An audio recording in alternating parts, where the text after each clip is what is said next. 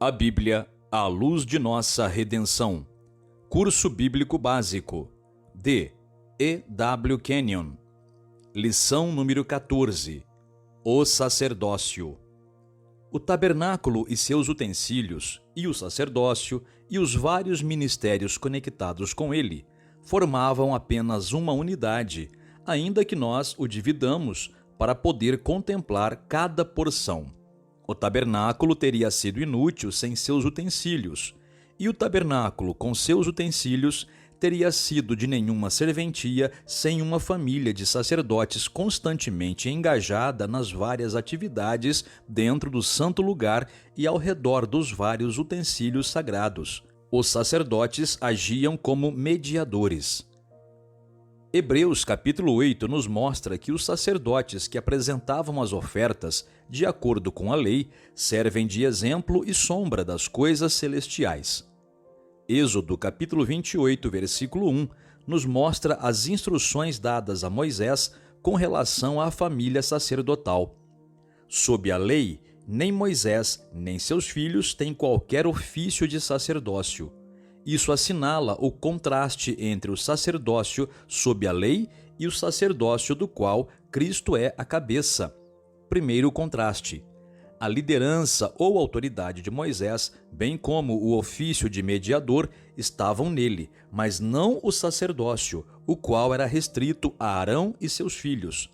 Assim, essas honras eram confiadas a diferentes pessoas, ao passo que a mesma epístola aos Hebreus aponta o Senhor Jesus em sua ressurreição, acumulando nele mesmo os vários ofícios e honras de Senhor, mediador, apóstolo, fiador, capitão e pastor. Segundo contraste, a expressão do primeiro versículo é notável. Ela diz, abre aspas, faze também chegar a ti Arão e seus filhos para me servirem no ofício sacerdotal. Fecha aspas. Êxodo capítulo 28, versículo 1. Arão e seus filhos formavam um só ministério no ofício sacerdotal, e Arão não podia exercer seu serviço a menos que seus filhos estivessem com ele. Não há nisto uma sugestão da união no sacerdócio de Cristo e sua casa, e que um grande objetivo de seu sacerdócio é que ele possa ministrar a Deus com relação à sua casa? Veja Hebreus capítulo 3, versículos 1 ao 7. Terceiro contraste. O sumo sacerdote, sob a lei, tinha compaixão dos ignorantes e daqueles que estavam fora do caminho, porque tinha consciência de suas próprias fraquezas. O próprio fato de ser ele mesmo um pecador era uma qualificação para aquele sacerdócio. Veja Hebreus capítulo 5, versículos 1 ao 5. O Senhor Jesus, através de sua vida humana, foi aperfeiçoado para o sacerdócio. Jesus é capaz de se compadecer porque foi tentado em todas as coisas como nós somos, contudo, sem pecado. Cristo sofreu sendo tentado e por isso é capaz de socorrer aqueles que são tentados. Os terríveis sussurros do inimigo que Jesus teve que suportar encheram sua alma com santa repugnância e o ensinaram a sentir compaixão por nós que estamos sujeitos aos ataques de Satanás. Veja Hebreus capítulo 4, versículos 14 ao 16. Quarto contraste. Os sacerdotes da casa de Levi foram constituídos sem um juramento e, em consequência, alguns deles foram excluídos do sacerdócio, como no caso de Nadab e Abiú e a linhagem de Eli. O Senhor Jesus foi feito sacerdote com um juramento. Diz a Bíblia, abre aspas, o Senhor jurou e não se arrependerá. Fecha aspas. A imutabilidade da palavra de Deus e o juramento estabeleceram o Senhor Jesus como o fiador de uma superior aliança. Veja Hebreus capítulo 7, versículos 20 ao 25. Hebreus capítulo 7, versículos 11 ao 17, mostra que Arão foi feito sacerdote conforme a lei do mandamento carnal, ao passo que Cristo se tornou sumo sacerdote segundo o poder da vida indissolúvel, o glorioso e eterno poder da ressurreição. A vida saiu da morte e, manifestando a sua vitória sobre a morte, o constituiu como o grande sumo sacerdote. Vestuário do sumo sacerdote.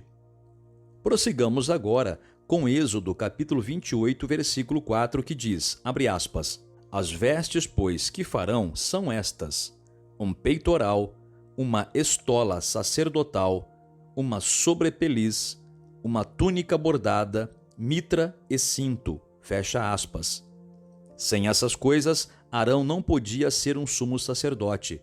Elas tipificam várias competências, responsabilidades e qualidades relacionadas com esse ofício.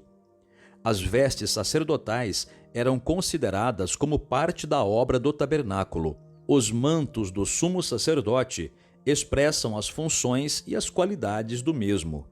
Os materiais são especificados: ouro e linho fino retorcido. Os outros, azul, púrpura e carmesim, são cores que adornam o linho fino retorcido e entrelaçadas com ouro em toda parte. O modo pelo qual isto é feito é descrito em Êxodo capítulo 39, versículo 3, que diz, abre aspas, de ouro batido fizeram lâminas delgadas e as cortaram em fios para permearem entre o estofo azul, a púrpura, o carmesim e o linho fino da obra de desenhista, fecha aspas. As várias fases da humanidade de Cristo são tipificadas pelas várias cores. O ouro representava sua divindade. Elas estavam conectadas inseparavelmente, contudo, eram distintas. A vida de Cristo foi uma rara e bela união entre a humanidade e a divindade. Contudo, havia uma misteriosa distinção entre sua humanidade e divindade. Com perfeita tranquilidade, Jesus ia da esfera de sua capacidade humana para a esfera de sua divindade. Cristo estava igualmente à vontade em uma ou outra esfera. À sepultura de Lázaro, Cristo é visto como verdadeiro homem e verdadeiro Deus. A estola sacerdotal, ou seja, o grande manto sacerdotal, estava inseparavelmente conectada com as ombreiras e o peitoral. A firmeza dos ombros e as afeições do coração eram dedicados aos interesses do povo que o sacerdote representava. A força onipotente e o amor infinito de Cristo, o nosso grande sumo sacerdote, são nossos, contínua e inquestionavelmente. Os ombros que sustentam o universo sustentam os membros mais fracos do corpo de Cristo. O sacerdócio era a provisão de Deus para trazer Israel à sua presença e mantê-lo ali. Era a provisão de Deus para o Israel espiritualmente morto para que pudessem se aproximar de Deus. Êxodo capítulo 28, versículos 15 ao 29 e Êxodo capítulo 39, versículos 8 ao 21 falam do peitoral com os nomes das 12 tribos gravados em pedras preciosas. A excelência peculiar de uma pedra preciosa é que quanto mais intensa a luz é, mais a pedra brilha. As pedras eram mantidas na presença divina em pleno brilho e inalterável beleza, as quais permaneciam na posição em que a graça de Deus as havia colocado. Quaisquer que fossem as falhas de Israel, seus nomes resplandeciam diante dele. Jeová as havia colocado onde nenhum homem podia arrancá-las. Ninguém podia entrar no santo lugar para ofuscar seu brilho. Cada tribo tinha seu lugar e sua própria pedra. Cada pedra tinha sua própria glória e beleza particulares. Cada uma era diferente da outra, sem, contudo, rivalizar entre si, e cada uma ocupava o seu lugar determinado diante de Deus. Deus foi capaz de criar uma variedade sem envolver inferioridade. E assim é com os indivíduos que compõem o corpo de Cristo. Entretanto, Cristo é visto em cada um com uma beleza e glória peculiares, nas quais os outros não interferem.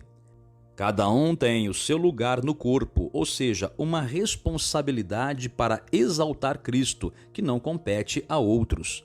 Aos olhos do Pai, o corpo brilha com o resplendor, com a justiça de Cristo. O homem não pode ver, mas Deus pode nos ver em Cristo, em sua justiça e beleza. O grande pastor das ovelhas não cessará de levar em seus ombros e em seu coração o mais fraco do rebanho, até que finalmente ele o apresente sem defeito, sem culpa diante do Pai. Quando o dia da ressurreição chegar, cada um dos redimidos será como Cristo e se manifestará com a mesma beleza e glória na qual está agora, simbolicamente, sustentado nos ombros do grande sumo sacerdote diante de Deus. O memorial. Êxodo capítulo 28, versículo 12 diz, abre aspas, e porás as duas pedras nas ombreiras da estola sacerdotal por pedras de memória aos filhos de Israel, e Arão levará os seus nomes sobre ambos os seus ombros para a memória diante do Senhor. Fecha aspas. Israel celebrava uma festa à qual esta palavra memorial estava particularmente ligada, que era a festa da Páscoa. Abre aspas. Este dia vos será por memorial e o celebrareis como solenidade ao Senhor. Nas vossas gerações o celebrareis. Fecha aspas. Êxodo, capítulo 12, versículo 14 e capítulo 13, versículo 9. Eles tinham, portanto, duas razões constantes para lembrar a Jeová. Primeira, sua libertação da escravidão no Egito pelo sangue do Cordeiro Pascal e segundo, sua aceitação no brilho e glória das pedras preciosas diante do Senhor nos ombros do sumo sacerdote. Existem dois memoriais para nós que somos filhos de Deus. Primeiro, nossa absoluta redenção do império das trevas através do sangue do Cordeiro, veja Colossenses capítulo 1, versículo 13, e segundo, nossa posição diante de Deus como seus filhos, confirmados em sua presença em toda glória e justiça. Veja Judas, capítulo único, versículo 24. Assim como Arão não podia entrar no santo lugar sem lembrar a Jeová do amor e perfeição nos quais Israel permanecia aceito diante dele, nós temos um memorial permanente diante dele em nosso grande sumo sacerdote, o qual nos coloca em sua presença. Esse nosso grande sumo sacerdote, Jesus, é a nossa justiça, nossa santificação e nossa redenção. Urim e Tumim. Êxodo capítulo 28, versículo 30, mostra que o peitoral era feito dos mesmos materiais que a estola sacerdotal e era dobrado para formar uma bolsa na qual o Urim e o Tumim eram colocados. O Urim e o Tumim eram pedras preciosas que levavam nomes expressivos, os quais ninguém, até o momento, foi capaz de conhecer. Urim significa luzes e Tumim significa perfeições. Esses misteriosos conteúdos do peitoral parecem dirigir nossos pensamentos ao coração do Senhor Jesus, como contendo toda a luz e perfeição, toda graça e verdade, toda misericórdia e justiça. É dito em Efésios capítulo 5, versículo 13, abre aspas, porque tudo que se manifesta é luz, fecha aspas. O sumo sacerdote, com o Urim em seu peitoral, se tornava o canal pelo qual Deus manifestava seus conselhos. O Senhor Jesus torna conhecidos os conselhos e propósitos de Deus. O Senhor Jesus é a luz, e nele não há trevas, e através dele a vontade de Deus é revelada a nós. As campainhas de ouro e as romãs. Veja Êxodo capítulo 28, versículos 33 ao 35. Na orla da sobrepeliz, ou seja, do manto, eram atadas romãs de 3 cores, azul, púrpura e carmesim, e alternado com cada romã havia uma campainha de ouro puro. Os únicos enfeites deste manto celestial eram frutos colhidos da terra. Assim, em sua entrada no Santo dos Santos, o sumo sacerdote anunciava que ele havia vindo do mundo, proclamando sua vida terrena. Romãs são especialmente mencionadas como frutos da Terra Santa. Entre cada 2 romãs havia uma campainha de ouro. O som do ouro estava relacionado com o saboroso e suculento fruto, e conforme o sumo sacerdote se aproximava do Santo dos Santos, seus passos emitiam uma melodia celestial, e quando ele retornava da presença direta da glória para o acampamento, seus passos simples repicavam o som que não era da terra. Eles proclamavam seu andar celestial no Santo dos Santos. Conforme o sumo sacerdote se aproximava de Deus, Deus precisava ouvir o som celestial de seus passos, ainda que ele viesse do meio de um grande ruído de mundanismo e confusão. Seu andar, ainda que rodeado por esses pecados, precisava estar relacionado com sua fecundidade para com Deus e não com as ambições ou glória ou prosperidade terrenas. Novamente, os passos do sumo sacerdote, retirando-se da presença imediata de Deus, eram para mostrar a mesma verdade. Ele precisava retornar às ocupações ordinárias da vida, mas fazendo saber que suas pisadas procediam do céu. A mitra. Leia Êxodo capítulo 28, versículo 39 e capítulo 39, versículo 28. A palavra mitra é usada para a cobertura da cabeça do sumo sacerdote. Ela é derivada de um verbo que significa enrolar ou envolver, possivelmente sugerindo que a mitra do sumo sacerdote era enrolada em sua cabeça. A mitra, cobrindo a cabeça do sumo sacerdote, era um tipo de sua sujeição a Deus e que ele deveria estar sempre na presença de Deus. O sumo sacerdote nunca deveria perder de vista seu glorioso chamado, mas sua vida devia ser gasta no tabernáculo, pronto para executar a vontade de Deus. O linho fino e branco, do qual a mitra era feita, é um símbolo da justiça e pureza, e precisam estar manifestadas em alguém que esteja na presença de Deus em favor dos outros. A lâmina de ouro. Veja Êxodo capítulo 28, versículos 36 ao 38 e capítulo 39, versículos 30 ao 31. A lâmina de ouro é descrita antes da mitra, e o objetivo da mitra é capacitar o sumo sacerdote a usar esta lâmina de ouro diante do Senhor.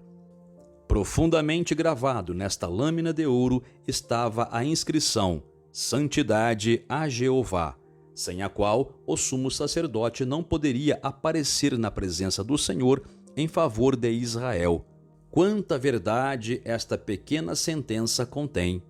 Quão expressiva daquele que exclusivamente tem o direito de ostentá-la, ou seja, o verdadeiro sumo sacerdote. A testa é especialmente aquela porção do rosto humano na qual é mostrada o propósito, vontade e mente. Em todo o ministério terreno de Cristo, a santidade a Jeová era o propósito dominante em sua mente. Arão podia somente apresentar santidade a Jeová gravada sobre a coroa sagrada em sua testa. Cristo é a santidade a Jeová. Arão sozinho se apresentava em favor de Israel. Cristo não somente faz isso em favor do seu povo, mas seu povo está unido a ele em sua vida. Questionário. 1. Por que o sacerdócio era uma necessidade? 2. Dê, pelo menos, 3 contrastes ou semelhanças existentes entre o sumo sacerdote da antiga aliança e Jesus, o nosso sumo sacerdote da nova aliança. 3.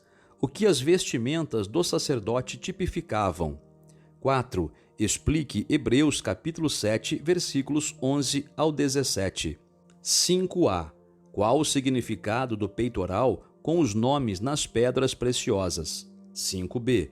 Que verdade sobre o corpo de Cristo é revelada ali? 6. Quais eram os 2 memoriais de Israel? 7. Quais os 2 memoriais que temos e que correspondem aos anteriores? 8. Explique o Urim e o Tumim. 9. O que significavam as campainhas de ouro e as romãs?